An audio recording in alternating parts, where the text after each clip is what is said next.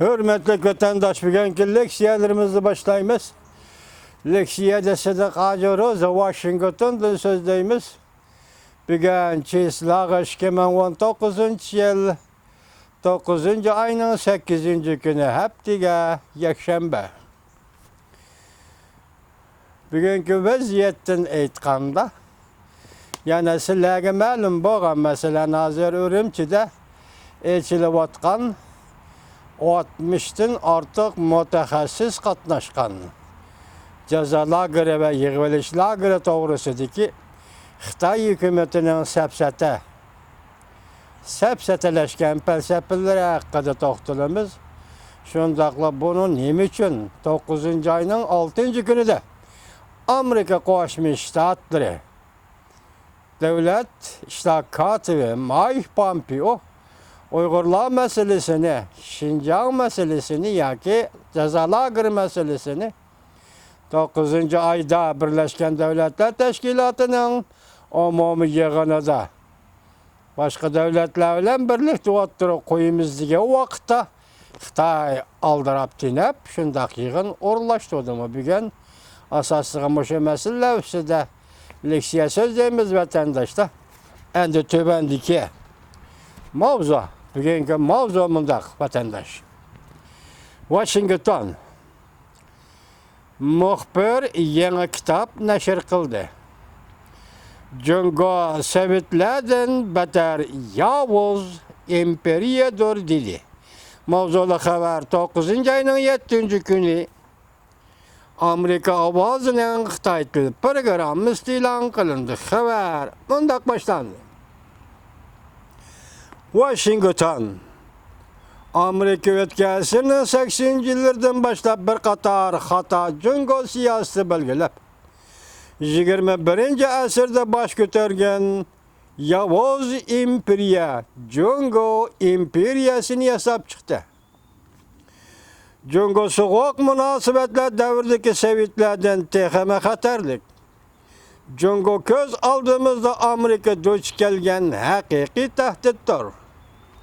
Bu so'z o'sha haftada Amerika nashr qilingan Jungo'ga munosabatlik bir parcha kitobda tarqatilgan uchur va signaldir. Men kishilarga bu xil tahdidning mohiyatini aniq tushuntirib berishga urindim. Cümleden ideologiyalik tahdid ve iqtisadi pul muamele tahdidi onundan başka yana harbiy ishlar ve torbetleri tahdidi ve alem boşluğu tahdidi. Bu kitapның avtori Amerikada konservatif matbuot deb ataladigan Washington erkinlik munari gözetining oliy muharriri Bill Gertes Cuma günü yani 9. ayının 6. günü telefon orqali Amerika ovoziga shundoq ko'rsatdi. Hammani aldash, hammani aldash. Jungo Kompartiyasi ustalik bilan yarışarıga, zo'migarlik qilish huquqini qo'lga keltirish harakatini boshlab etdi. Mavzuliq bu kitob Gertes 20 yıldan beri Jungo Kompartiyasining o'zliksiz o'rlab kelayotgan tahdidini xabar qilish va tadqiq qilish jarayonida shu asosda yozib chiqilgan kitob edi. 2000 yılı Gertes nashr qilgan Jungoning tahdidi Xalq Cumhuriyeti Amerikani qandaq nishonga oldi mavzuli kitob edi. O kitap deydi avtor tunji qatam Jungo bilan uchrashish siyosatining gumonlanish asosida yozib chiqilgan. O vaqtda Amerika Qo'shma Shtatlari Jungoning Dunyo savdo tashkilotiga a'zo bo'lib ko'rishiga darvozani cho'ng ochib bergan chog'lar edi. Shu vaqtda sobiq prezident Clinton uchrashish siyosatiga media o'qiyotgan chog'lar edi. Jungoning iqtisodiy faoliyatlari erkinlashgan sari xalqning yoshirin kuchini bargan sari qo'yib o'tadi. Sobiq prezident Clinton mundaq degan edi.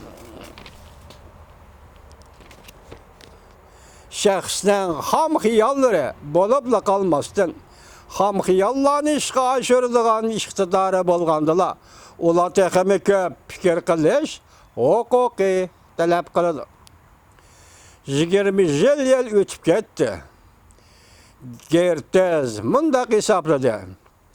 Uchrashuv siyosati uzul kesel mag'lub bo'ldi. Gertez Amerika ovoziga mundaq ko'rsatdi. O'tmishda Amerikaning savdo sohasidagi yarashtiruv siyosatidan Jungo rahmsizlik bilan foydalandi. İntayin zor buruluş 2012-yili 2013-yilları başlandı.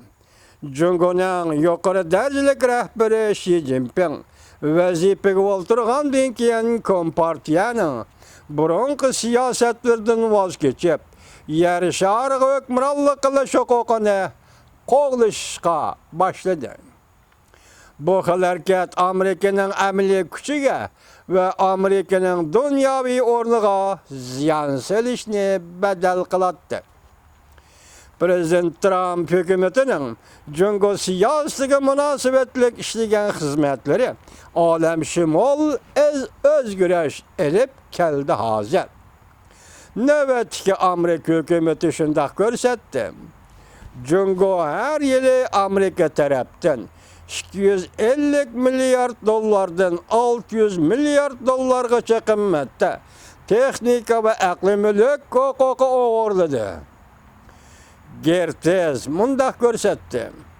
Növbetda Jungo'nun iqtisodi tuvallab ketyapti. Bu ahvol Jungo'nun yuqori qatlam rahbarligini qo'rqatdi. Ular hazır Amerika'nın merdanalarçı yerden bir işi bolmagan ahval aslında bu siyasi tüzümle növbetki Jungo'nun siyasi tüzümünü qandaq saqlab qalishqa urunyapti da xalas.